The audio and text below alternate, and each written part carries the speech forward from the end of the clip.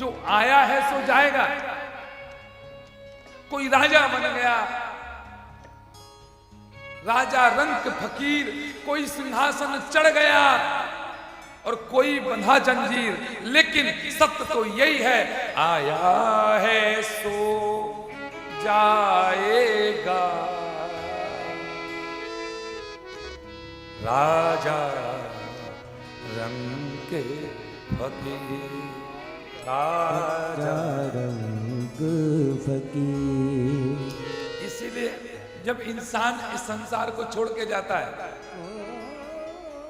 आपने देखा होगा जब किसी की मृत्यु हो जाती है और जब मृत्यु होती है तो जब उसको एक सैया पर, अर्थी पर लिटा करके हम लोग ले जाते हैं, और जब ले जाते हैं तो उस मुर्दे को हम लोग क्या कहते हैं? हम क्या कहते हैं? राम नाम सत्य है, सत्य बोलो मुक्ति है, यही कहते हैं। उस अर्थी के लिए क्या सुनाते हैं हम लोग? रास्ते में जाते हैं कि राम नाम सत्य है, कहते हैं। और क्या सत्य है? कि जिस दिन सज धज करके मौत की सहजादी आएगी, जो इंसान, मरना सबको है, राम नाम सत्य है, लेकिन फिर भी इंसान क्या करते हैं? फिर भी मैं कह रहा हूं, जो यह कहते हैं ये सोना मेरा है, ये चांदी मेरी है, ये मकान मेरा है, ये दौलत मेरी है, याद रखना, जिस दिन सज धज करके मौत की सहजादी आएगी, सहजादी आएगी, न सोना काम आएगा, न चांदी आएगी, न सोना काम आएगा, न चांदी आएगी।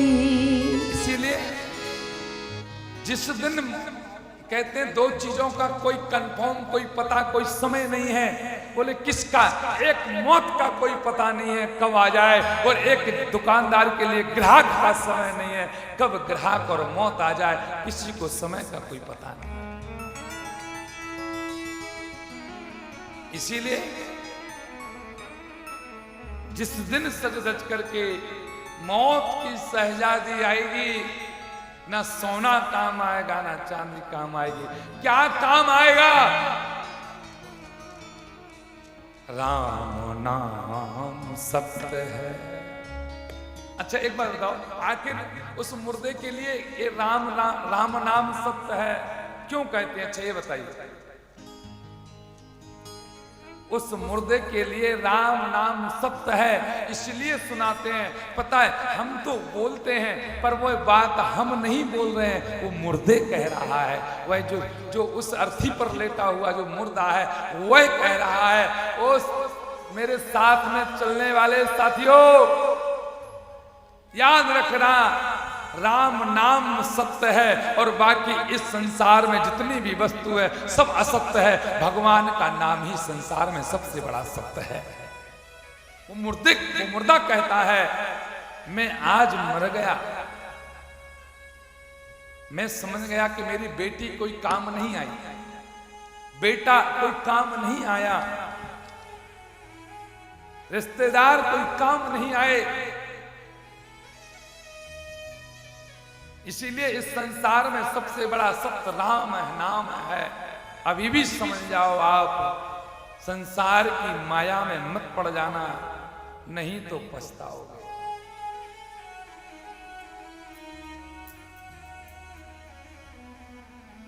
प्रेम से बोलो राधे राधे। राधे राधे। तो भगवान का नाम वही पुकार पाते हैं। बोले कौन? भाग्योदयन बहु जन्म समर्ज देना, जिसके भाग में लिखा होगा वही कथा को सुन सकते हैं। अच्छा एक बात बताओ, भागवत कथा कैसे मिलती है? भाग्योदयन बहु जन्म समर्ज देना। देखो, एक कहते हैं भाग्य, भाग्य कहते हैं मेरे भाग में था, तो मेरे पिताजी मुझे कुछ प्रॉपर्टी छोड़ के चले गए, भाग में था। एक नसीब होता है, बोले मेरे नसीब में था तो मुझे भगवान ने मुझे 2 रोटी दी, एक मकान दिया। याद रखना, भागवत कथा ना तो भाग्य से मिलती है ना नसीब से मिलती है। भगवान की कथा तो भगवान की कृपा से मिलती है। हरि बोल, जय हो। जब तक भगवान की कृपा नहीं होगी, जब तक आपको भगवान की कथा नहीं मिल सकती। हर कोई कथा नहीं सुन सकता, जिसके भाग में है वही कथा सुन, वही यज्ञ करेगा।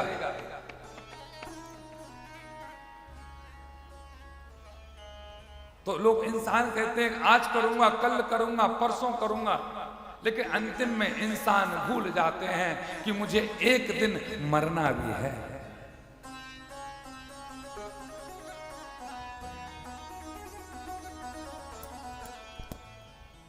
और आत्मा के साथ में एक बात भी यथार्थ सत्य है, जिस दिन सच धज करके मौत की सहजादी आएगी, ना सोना काम आएगा ना चांदी काम आएगी। काम क्या आएगा? याद रखना, जब ये शरीर छोड़ के जाता है, आत्मा छोड़ के जाती है, तो साथ में क्या जाता है? धन दौलत तो जाती नहीं है, सोना चांदी जाता नहीं है। क्या साथ में जाता है? एक बात है सिर्फ जो इस आत्मा के साथ में जाती है।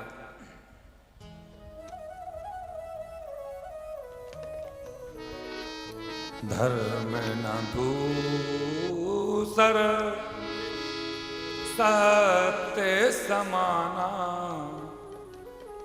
आत्मा के साथ क्या जाता है? धर्म। धर्म न दूसर, दूसरी बात कोई जाती नहीं है, ये सत्य है।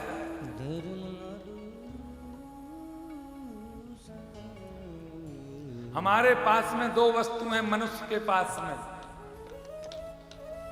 एक शरीर है और एक आत्मा है। अच्छा है कि नहीं है? एक शरीर और एक आत्मा। अच्छा ये बताओ, शरीर को भूख लगती है तो शरीर भोजन करता है। शरीर को भूख लगती है तो शरीर को अन्न की आवश्यकता पड़ती है। अगर शरीर को आप भोजन नहीं दोगे तो ये शरीर बुढ़ापे में चला जाएगा, सूख जाएगा। और जब शरीर चला जाएगा तो आत्मा शरीर के बगैर बेकार है। तो शरीर को भोजन की आवश्यकता है। एक वस्तु है हमारे पास में, आत्मा। अच्छा, आत्मा को भी भोजन चाहिए। आत्मा कैसे जिएगी? शरीर को भोजन से जीता है शरीर, आत्मा किससे जीती है? आत्मा तो भजन से ही जिंदा रहती है।